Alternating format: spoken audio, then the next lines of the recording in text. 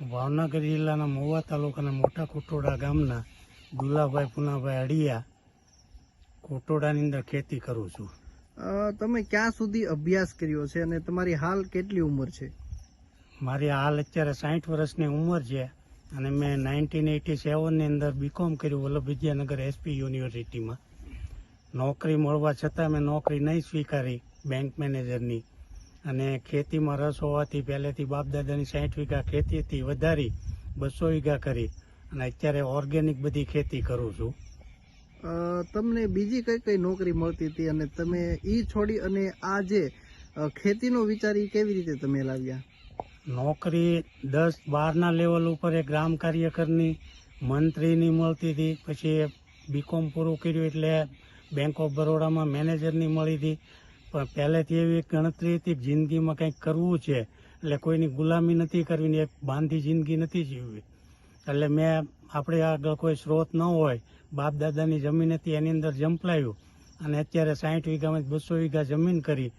સંયુક્ત ખાતું અમારા 4 ભાઈઓનું છે. 4 ભાઈઓના છોકરાને ભણાવ્યા, ક્લાસ 1 ઓફિસર બનાવ્યા.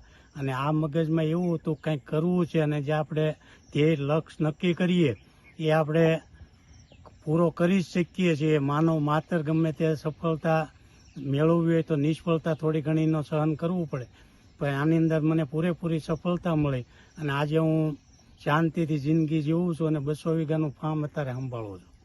તમે જે આ આંબાનું વાવેતર કર્યું છે, કેટલા વીઘામાં આંબાનું વાવેતર કર્યું છે અને કેવી રીતે તેની માવજત કરો છો તમે? વાવેતર પહેલા શરૂઆતમાં ઊભા છે એ 10 વીઘાના સોંપ્યા હતા ધારની ઉપર, કે જે ધાર બિન ઉપજાઉ હતું, કાંઈ એનો ઉપયોગ જ નહોતો થાય એમ.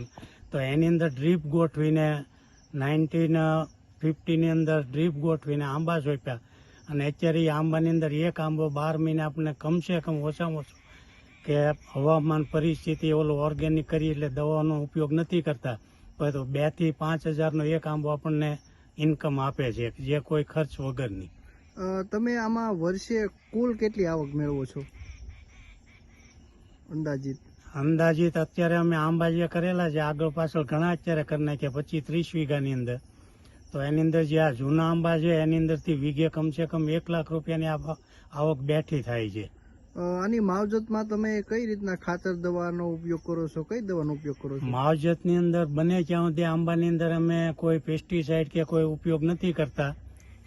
બને ત્યાં સુધી ઓર્ગેનિક ઉપર જ કે દેશી ગાય ભેંસનું છાણ, પછી અળસિયાનું ખાતર, પછી આ કમ્પોસ્ટ ખાતર નર્મદા બનાવે છે, પૂના ફેક્ટરી નાખી 2 વર્ષ એ ખાતર, અને ઓર્ગેનિક દવા છંટકાવ કરીએ છીએ, કોઈ બીજી દવાનો ઉપયોગ નથી કરતા. તમે આની કેરી આવે છે તેનું વેચાણ કઈ જગ્યાએ કરો છો અને ભાવ શું મળે છે?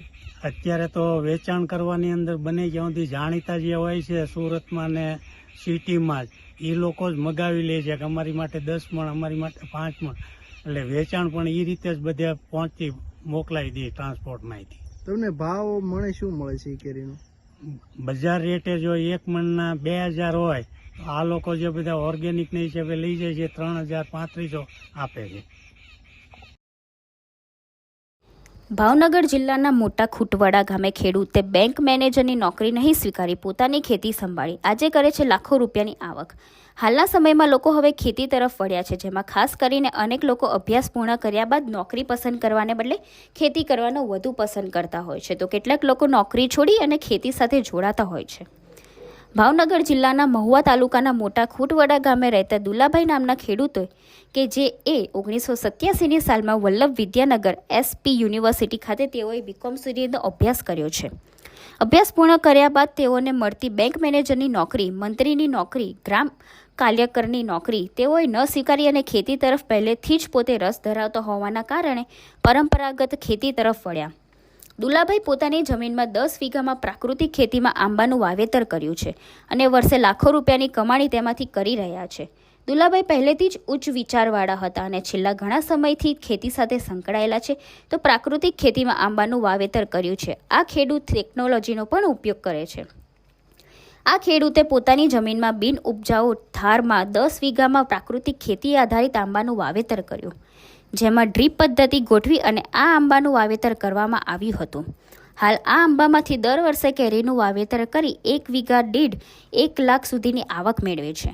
સિઝન દરમિયાન દર વર્ષે આંબા પ્રાકૃતિક હોવાના કારણે તેની કેરીની પણ સારી માંગ રહે છે, જે સુરત સહિત અલગ અલગ શહેરોમાં મોકલવામાં આવે છે અને જેનો ભાવ 3000 થી 3500 સુધીનો મળે છે.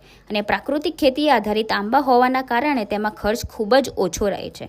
તેની માવજતમાં ખાતર તરીકે ગાય ભેંસનું છાણ, અળસિયાનું ખાતર, કમ્પોસ્ટ ખાતર તેમજ ઓર્ગેનિક દવાનું જ છંટકાવ કરવામાં આવે છે. આ અંગે ખેડૂત દુલાભાઈ પુનાભાઈ હળિયા, ઉંમર 60 વર્ષ, જણાવ્યું કે બીકોમ સુધીનો અભ્યાસ કર્યો છે. બેંક મેનેજરની નોકરી મળવા છતાં નોકરી નહીં સ્વીકારી. પહેલેથી જ ખેતીમાં રસ હોવાના કારણે ખેતી સાથે જોડાઈ ગયો.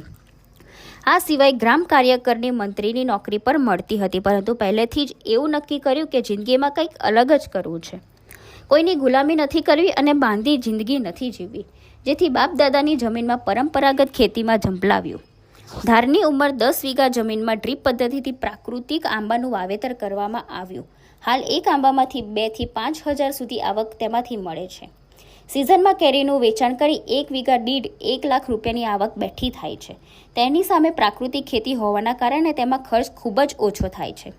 માવજત અંગે જણાવ્યું કે આંબામાં દેશી ગાય ભેંસનું છાણ, અળસિયાનું ખાતર સહિત ઓર્ગેનિકનો જ ઉપયોગ કરવામાં આવે છે, તેમજ ઓર્ગેનિક દવાનો જ છંટકાવ કરવામાં આવે છે. સિઝનમાં કેરી આવતા તેનું વેચાણ સુરત સહિત અન્ય શહેરોમાં કરવામાં આવે છે અને પ્રાકૃતિક આંબા હોવાના કારણે તેની માંગ પણ વધુ હોય છે. ભાવ પણ સારા મળી રહે છે અને 1 મણ દીઠ ભાવ 3000 થી 3500 સુધીનો રહ્યો છે.